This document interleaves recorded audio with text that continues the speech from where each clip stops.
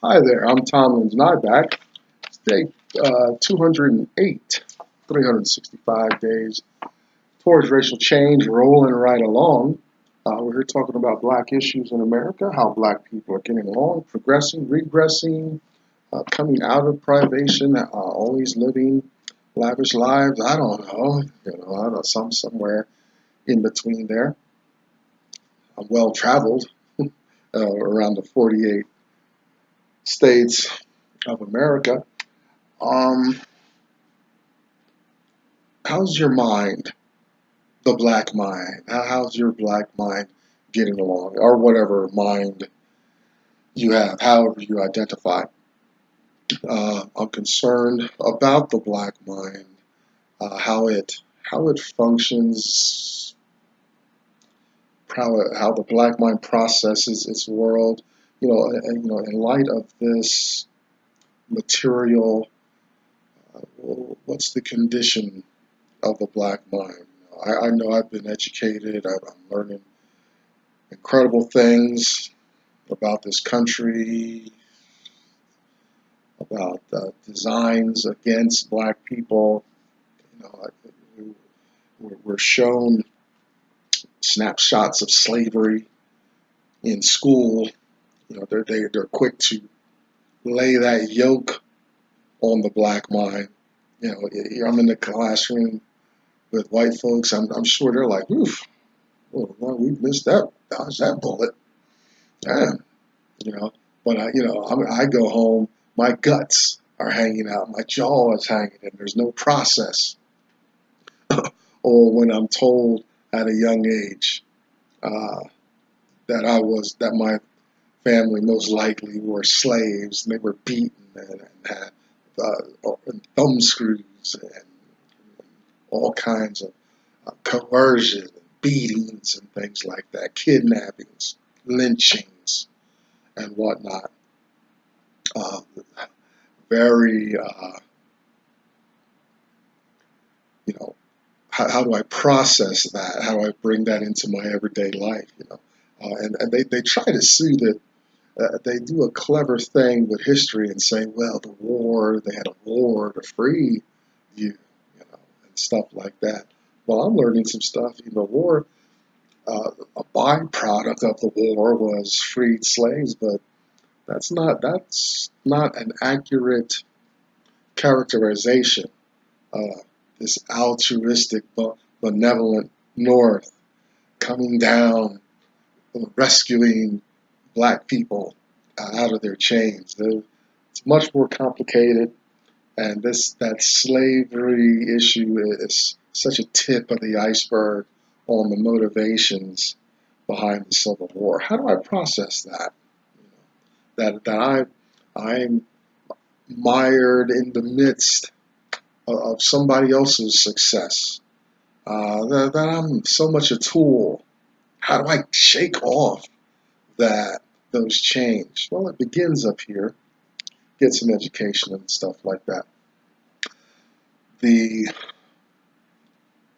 Those using me, my energy, especially incredibly today, are primarily white. You know, I wasn't paying attention.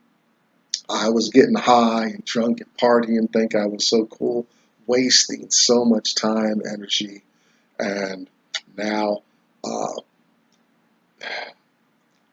those younger than me, white, have a level of control of my life, and I'm really disliking it very much. you know, but it's okay. As long as I don't crack and snap, I got a fighting chance at finishing well, which I really want to finish well. So that's what's happening um, in my life. So the white mind, this privilege, expectation of favor in the world, the way white folks get along. I'm not so much condemning it because my mentors, my closest friends, I actually are white. You know, it's not a condemnation, but does is there a mental, any mental energy put towards understanding that they are favored, that they get along, why they're getting along, uh, the historical foundations and precedents that puts them in the position that they're in. You know, a lot of force, a lot of bloodshed in there for them to maintain that power and control, not just in America but the world. Financial literacy, big on my list. Knowing how your money works and all that. My money went to work for me to some degree, and that's kind of working itself out as time goes on, and it's great to see.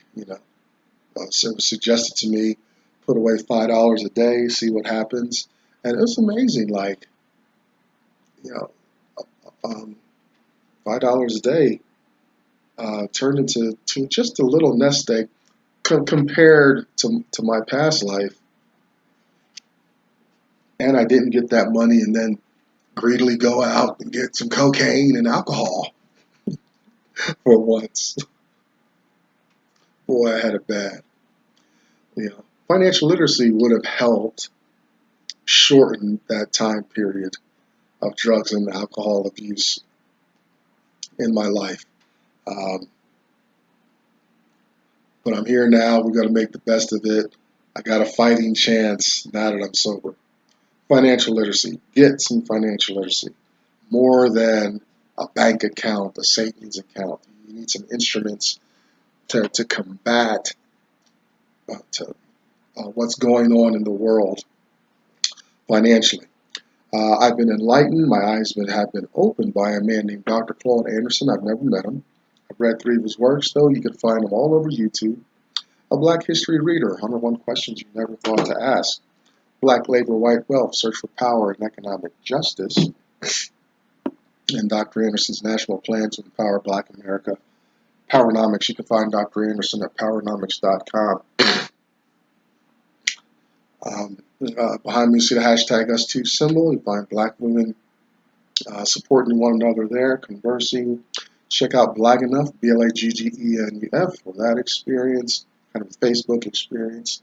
If you can't find your flavor on the World Wide Web, do what I did. Start your own little blog and see how it goes. Do that. Now, we're in an extended time in Uncle Tom's cabin. We're just using a fictional work, slave life in America, for talking points and things, and it's a great story to be.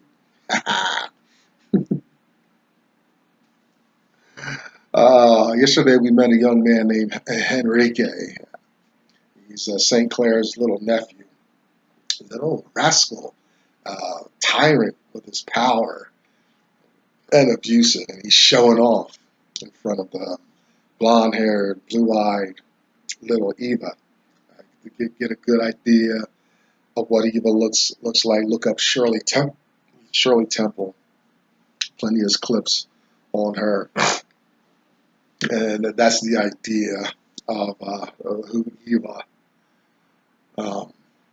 was in real life, although this is a fictional account.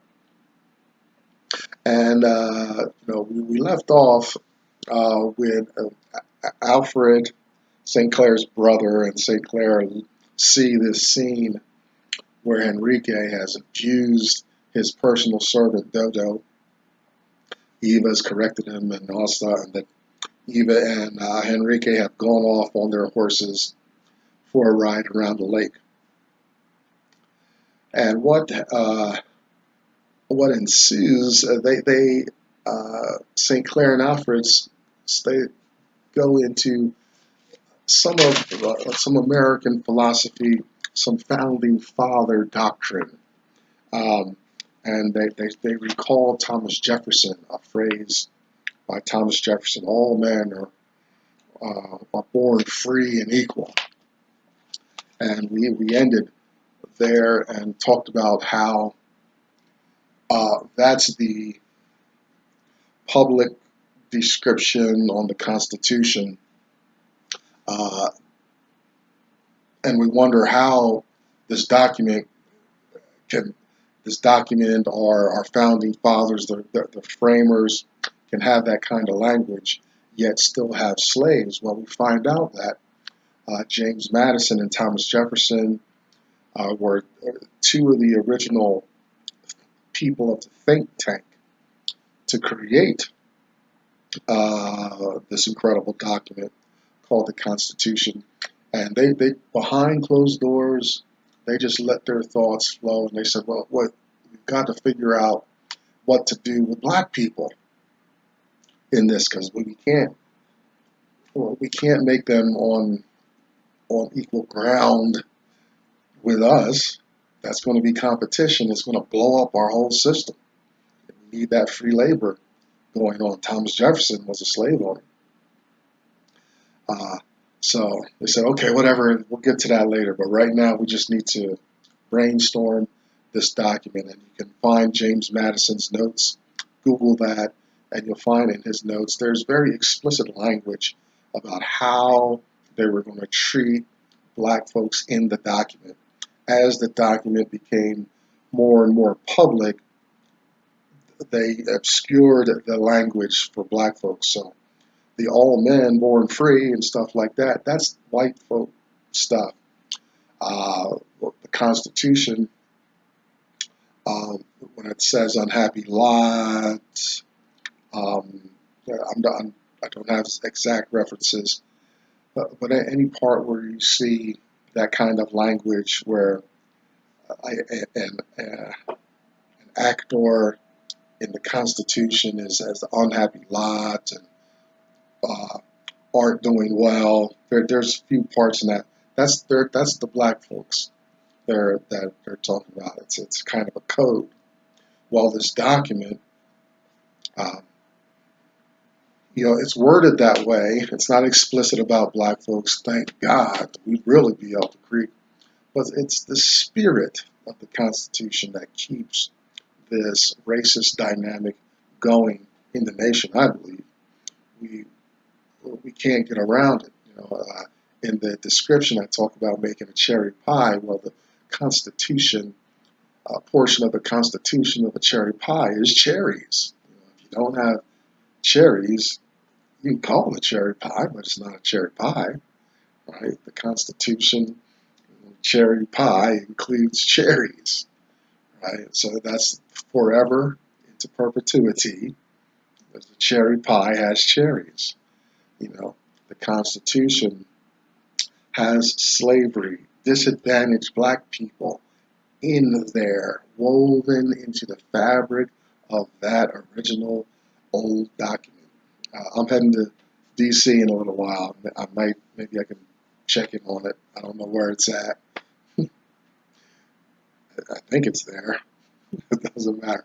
But that's the language in there about black folks.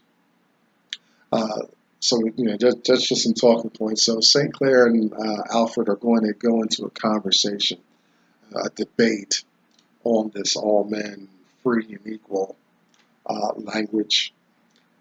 And Alfred says, okay, and at that time it's obvious. Yeah, you have a constitution, but we got slaves. Who cares? This is the way America is. It's a little more problematic as you get into the modern day and try to explain that to black people. You got to look at James Madison's notes to see why. And I have not gotten into this. I've got to really do some study, because I'm going to be presenting some of this information in a few months. But you got to understand, racism ain't going away soon in America, because the very document upon which the nation is built is a racist document.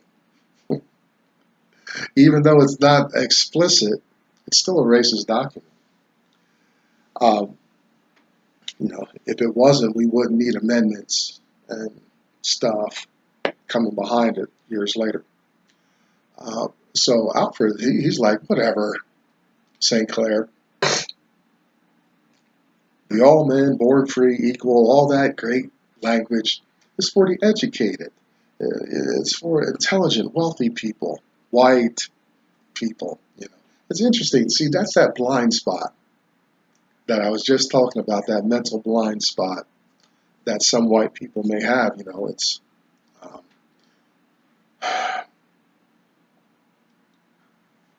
when Alfred's talking about educated, intelligent, wealthy, he ain't talking about black folks. He's talking about white folks. But he doesn't say it explicitly because it's a you understood subject. White people are of this class, born free, and stuff like that. All men, you know, all white men, and there goes the equation. Very simple. He doesn't even have to say white. See that the power there?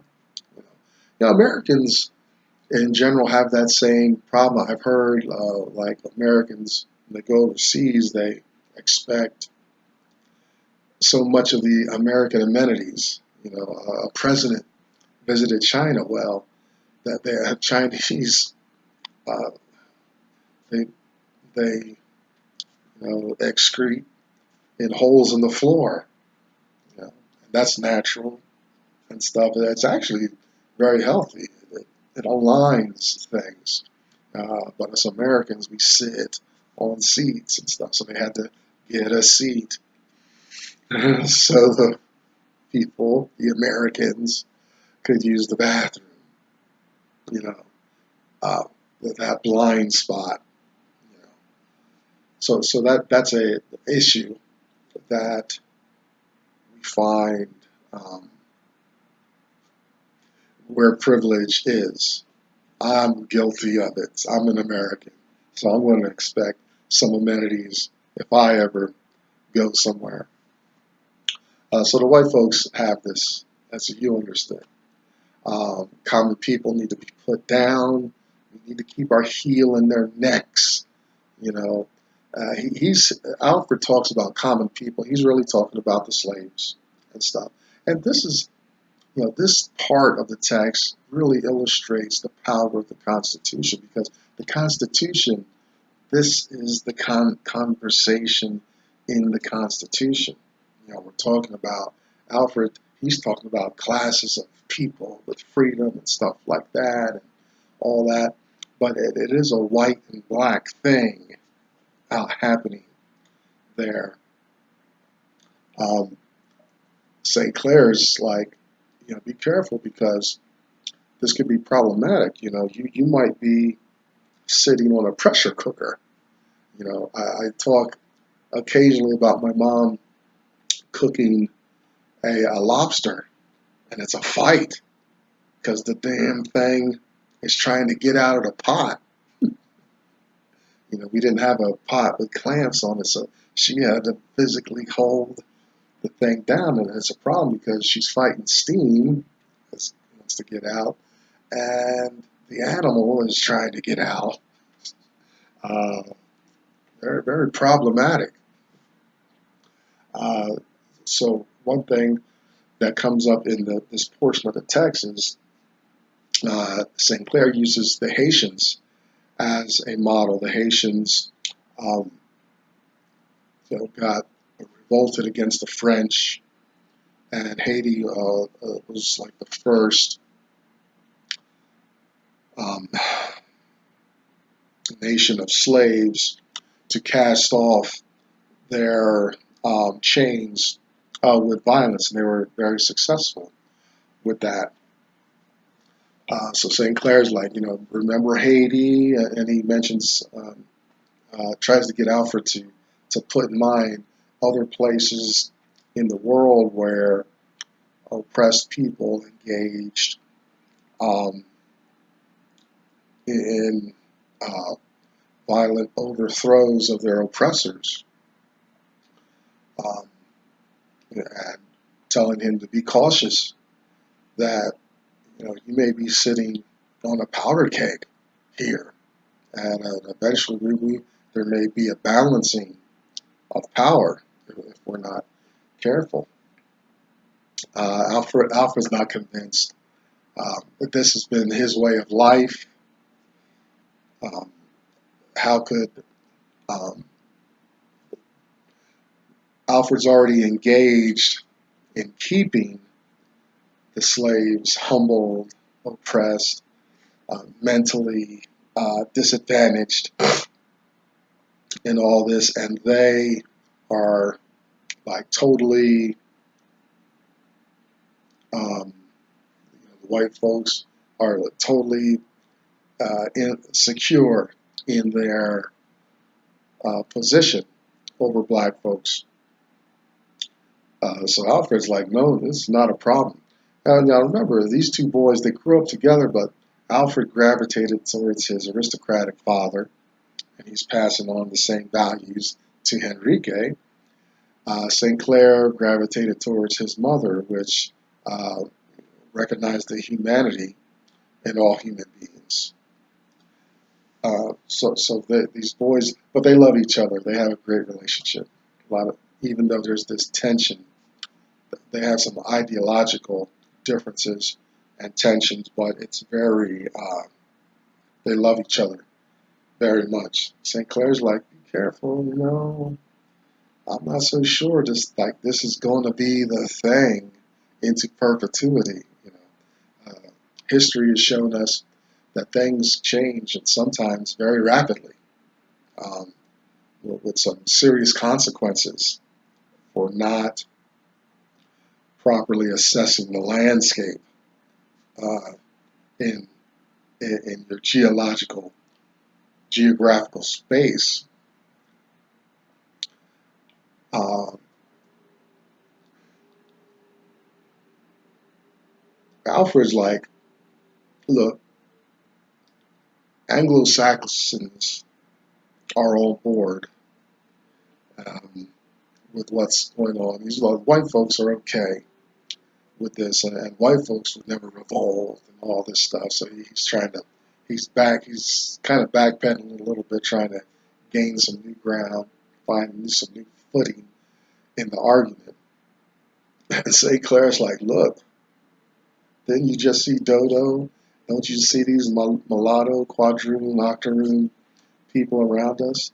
These are the children of white slave masters. What are you talking about?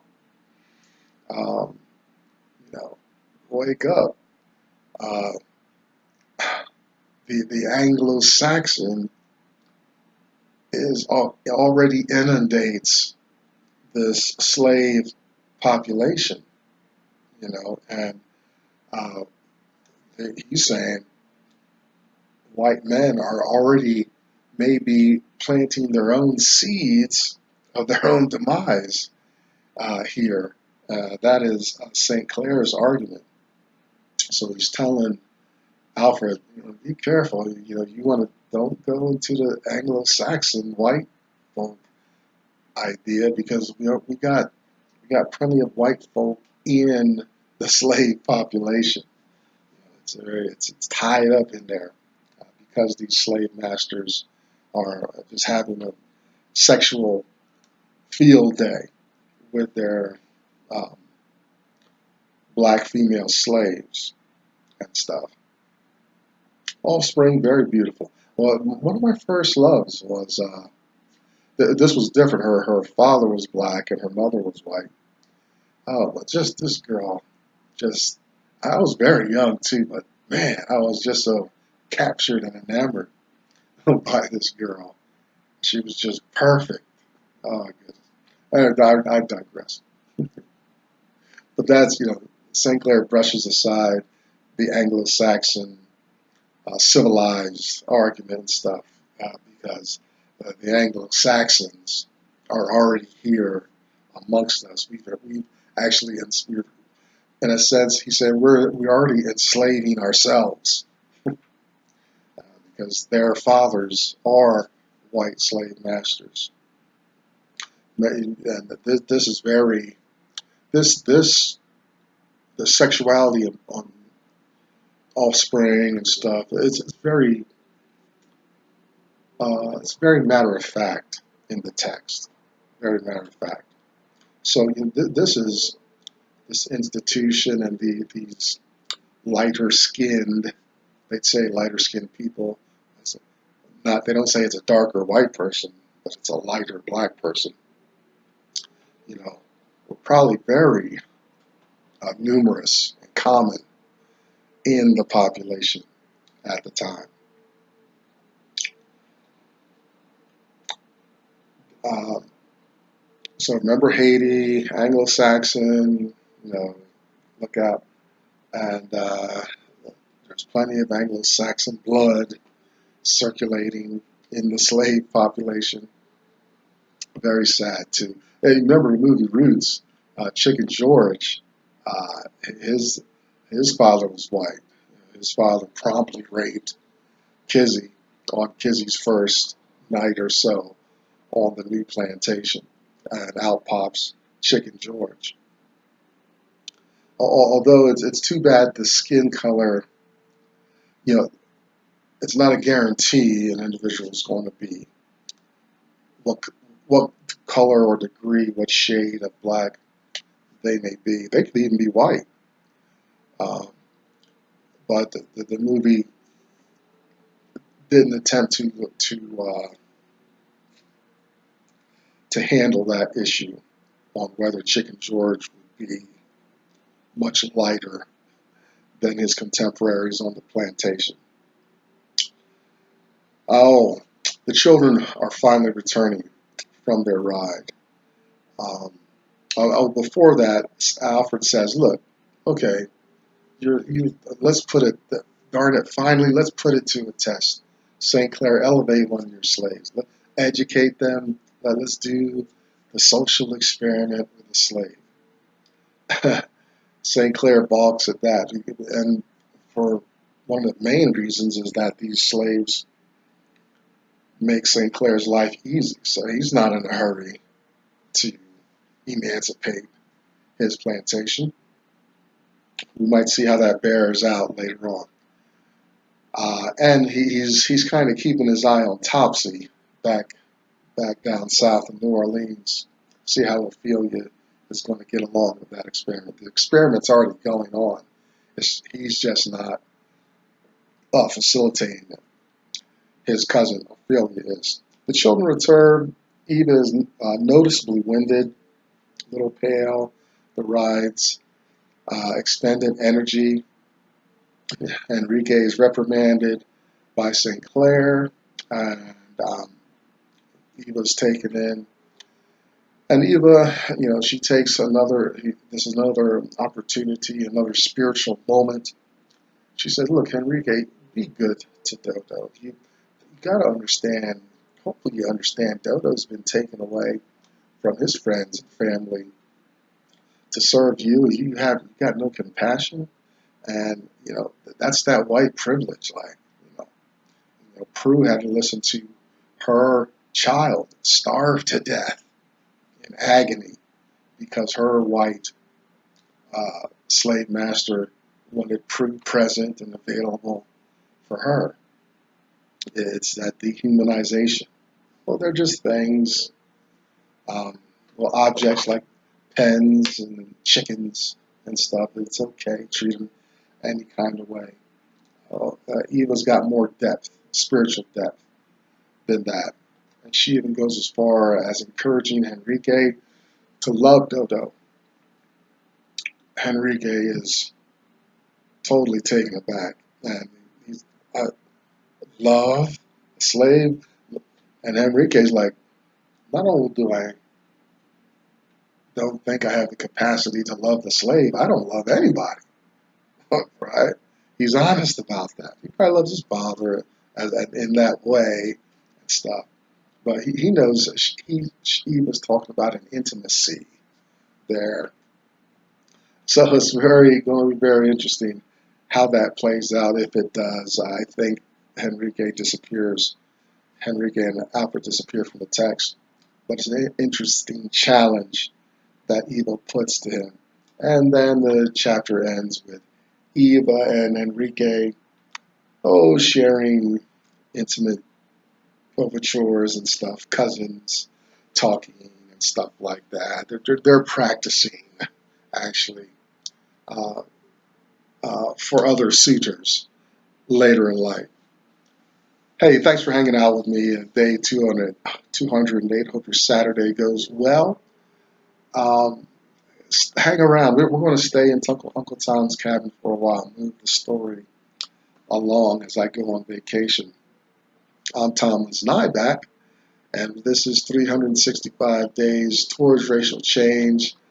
Tune in tomorrow to see what other adventures we can get to in Uncle Tom's cabin. Bye bye.